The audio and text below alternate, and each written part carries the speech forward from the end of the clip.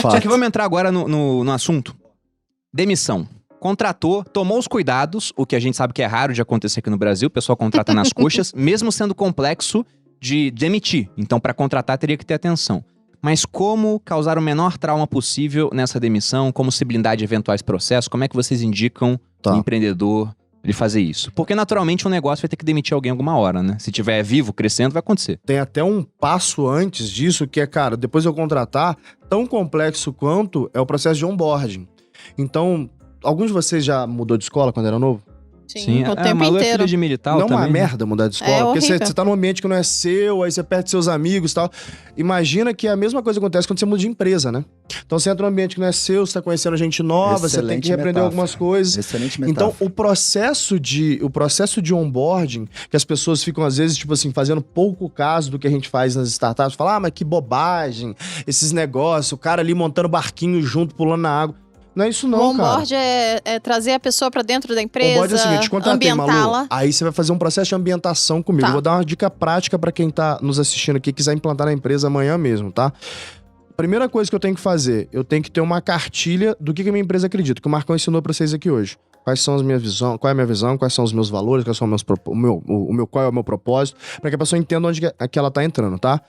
Segunda coisa, se o Jeff Bezos tinha tempo quando era CEO da Amazon, né, pra todo mês fazer uma palestra pra todo mundo que entrou na Amazon naquele tempo, a gente tem também, entendeu? Então, sim, se o Jeff Bezos faz isso, a gente também pode fazer. Então, você como dono do negócio, que seja uma vez por mês, você tem que se reunir e fazer uma palestra falando do porquê que esse negócio existe, o que a gente tá fazendo, qual que é a sua visão, pra onde que a gente tá indo, tá? Esse é um ponto do onboard. Terceiro ponto do onboard, assim como o casamento, né? Quando você se apaixonou pela Malu, não é difícil, uma mulher maravilhosa, de fato. Obrigada. Então, quando você se É apaixonou um pouco difícil, sim.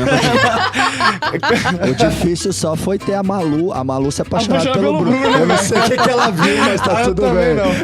não. Mas no momento que eles se apaixonaram, aí eles falaram assim, pô, vamos nos casar. Aí, eventualmente, eles fizeram uma cerimônia, né, pra poder chamar a família, chamar os amigos e falar publicamente, falar, olha, estamos nos casando, então vamos fazer uma cerimônia, né, e eventualmente vocês vestiram roupas próprias pra isso, eventualmente você fez um vestido pra isso, pra aquele dia, pra comemorar aquela passagem, né, aquele momento novo na tua vida. A gente faz isso pra um casamento, cara. Vocês trabalham juntos, vocês são privilegiados, mas se vocês não trabalhassem juntos, provavelmente vocês iam se ver na hora de dormir, na hora que acordasse, olha lá. Então a gente passa mais tempo com os nossos colegas de trabalho, no ambiente de trabalho, do que passa em casa. Eu não vou fazer um rito de passagem desse negócio? Então tem que ter um rito de passagem, esse é o terceiro ponto. O quarto ponto, que é tão importante quanto, e aqui fica um negócio que é super aplicável para qualquer empresa de qualquer tamanho, tem uma política do buddy. O que é a política do buddy, tá? Eu vou ter uma pessoa que vai se levantar o braço e falar, eu quero ser um buddy. Qual que é a função dele? É acompanhar essa pessoa que entrou na companhia, Tipo um Marcão, padrinho. um padrinho, pelos próximos 3 meses. E por quê? Porque 3 meses é o período crítico, que eu falei aqui anteriormente, né? O período de experiência também, O né? período de experiência, é o período crítico. Então, 3 meses é o período de adaptação. Em média, se a pessoa não se adapta em 3 meses, ela vaza, tá? E se vazar, eu já expliquei o que acontece aqui.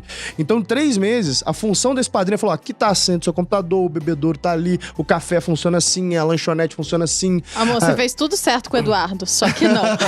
Fala, se O vira aí, né, Eduardo, mano? coitado, chegou, não foi recebido, Chegou no meio foi da uma pandemia, merda. não tinha o pessoal no escritório, Ele é é complicado. resiliente. Foi Mas sabe por que coitado. que o buddy Não é- tem 3 meses ainda, né, Eduardo? Meu Deus, vamos fazer isso aí, resolver mas sabe isso por que aí. que é importante, Malu, o buddy? Porque ele diminui o churn. Então, se eu diminuo o churn, quer dizer que eu evito aquele problema que eu falei anteriormente de perder essa pessoa. E como tudo na vida, né, que é o que eu chamo de gestão libertária, a gente tem que alinhar os interesses dos indivíduos, né, dos stakeholders que trabalham conosco, com os interesses estratégicos da companhia. Então, como que eu faço isso na prática aqui, tá? O buddy, eu não pago ele por fazer isso. Na verdade, eu remunero ele com aquilo que é mais importante que dinheiro, muitas vezes, para o funcionário, que é férias, que folga. Então, o que eu faço? Se você é buddy, você tem direito a escolher uma folga por mês. Tanto faz o dia. Geralmente, esse cara vai pegar uma segunda ou uma sexta, né?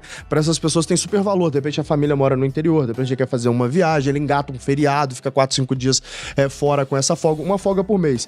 E como que ele se mantém em buddy? Ele tem uma carteira, então é como se ele fosse um gerente de vendas, que ele tem uma carteira de pessoas que ele é buddy, e eu vou calcular o churn daquelas pessoas. Ele tem que ter um churn mínimo lá que eu defino. De repente falar, ó, O churn aceitável... fui embora, né? Embora. Perderam uma pessoa. Então ele tem 10 pessoas na carteira dele, ele perdeu um. Ele teve um churn de 10%. Então, vamos dizer que a gente fala que o churn aceitável é 10%.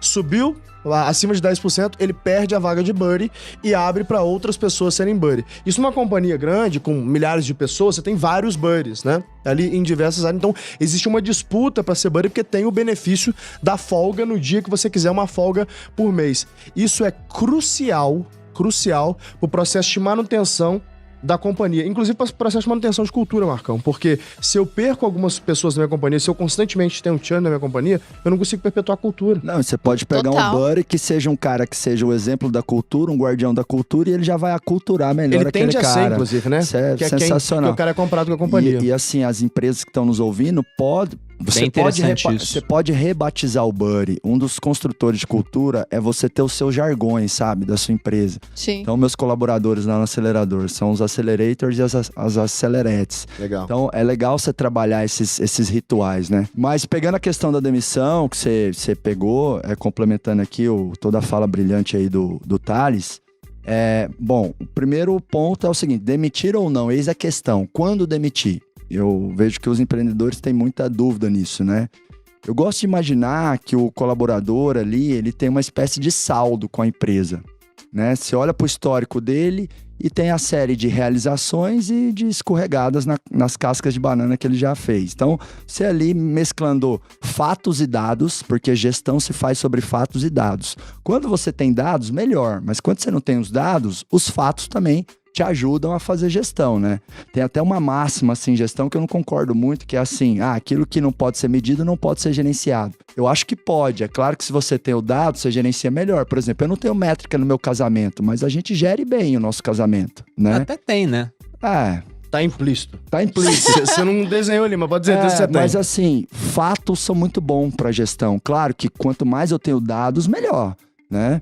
Mas olha para fatos e dados, beleza. Quando você faz, né, esse olhar genuíno para fatos e dados, você vai perceber se o saldo daquele cara tá muito negativo ou não.